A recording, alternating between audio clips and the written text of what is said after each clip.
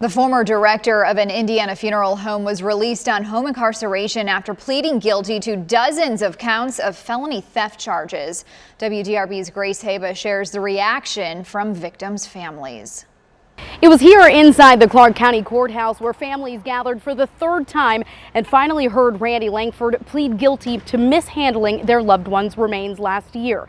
But even with his plea now being entered, families say justice still isn't being served. 51, 53, 55. On Friday, Randy Langford pled guilty to 43 counts of felony theft charges.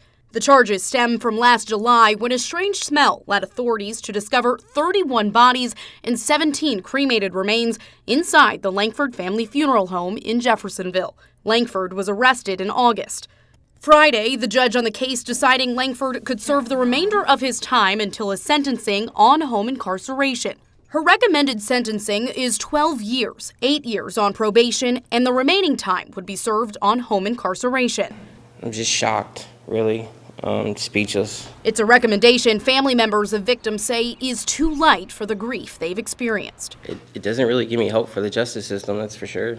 Prosecutor Jeremy Mole says he understands the frustration, but says pushing for anything longer would only prolong the pain. Cases are stacked up thousands deep in a lot of these courts. And so if we say, hey, we're going to make an offer that's a lot more time and it's not accepted by the defendant, then that goes into the trial bin and it comes up whenever it becomes the oldest case, and that might be 3 or 4 years from now.